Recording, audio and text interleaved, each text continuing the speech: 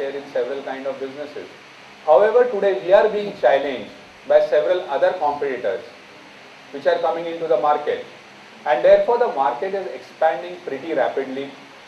The companies are looking to have an India presence, have their operations here, set up several different spectrums of operations from say R&D, manufacturing to marketing.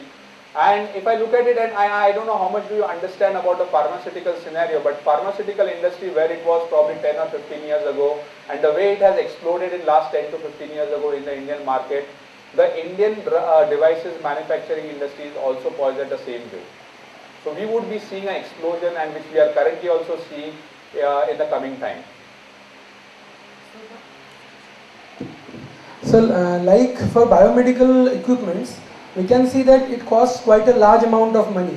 So now in the current marketing situation, since we are undergoing a recession, so can we expect people buying such costly machines in later periods of time? See, what is happening currently again is that lot of, again as I said, is that lot of companies are looking at something called as market appropriate products.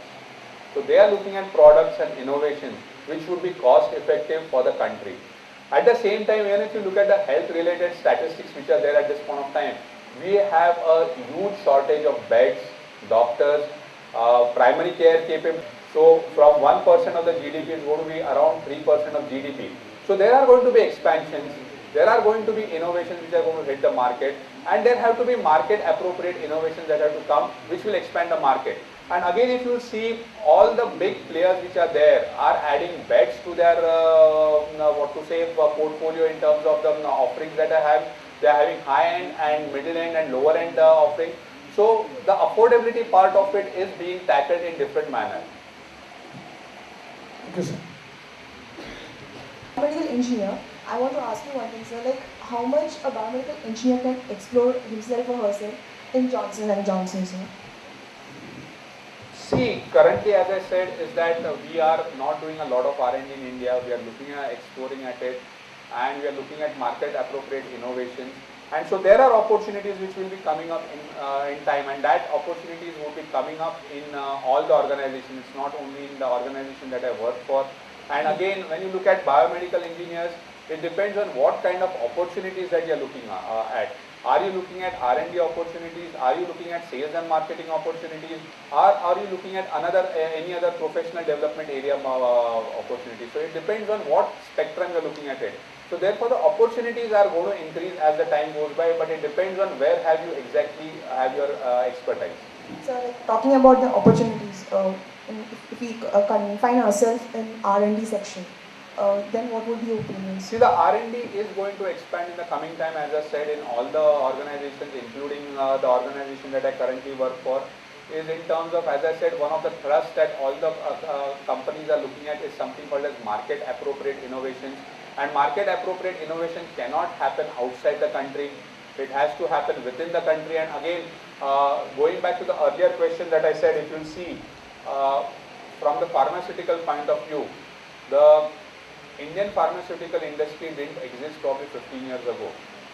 However, today if you see, the entire pharmaceutical industry is dominated by the Indian players, and it is based on R&D, whereby they are supplying products to the rest of the world.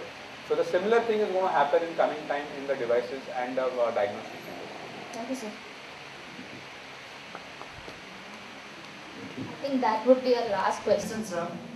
But generally, biomedical engineers play the role of either sales and service engineer or a R&D scientist or in management areas. What is the role of us in this evidence-based medicine? I think why I took up this topic, because I exactly know that this is the role that you are going to play in your future, and it is critical at all levels which you are there. So you talked of R&D at this point of time. Is that again, as I said earlier, no regulatory guidelines were there in US and in Europe and even in India. You could apply something called as a 510K or a CE marking and have the product into the market. Today the US FDA is asking for several clinical trials which are required and for evidence of effectiveness and safety. There are risk management assessments that are being done about the safety of the device. So therefore that's where the R&D scientist plays. You look at sales and marketing. If you are a sales and marketeer and you are going to go and discuss your device, your equipment, your instrument with the medical community, the first slide that I showed about the physician, the payers and the providers, they are going to ask you those questions, so you need to deal with that. So that's where exactly the whole role of evidence-based medicine is coming. So that's exactly where you need to play a role, because tomorrow as time goes by, without evidence-based and without health, economic and clinical evidence, it is going to be difficult to actually really sell your products. This gentleman asked a question, is that can the equipment be affordable today in the times of recession? That's the question which is going to be asked. So therefore that data is most important for biomedical engineers.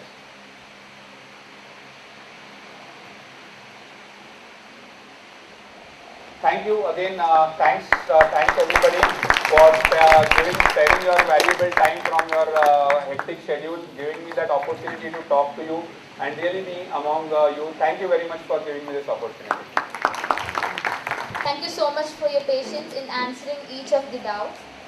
And on the behalf of SRM University, we again would like to thank you, sir, for taking time out of your very busy schedule.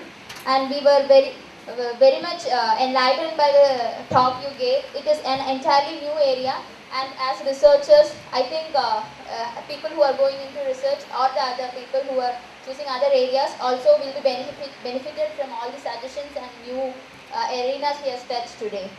So thank you one and all, and I hope that again we will have a chance to interact with him in future also. Thank you.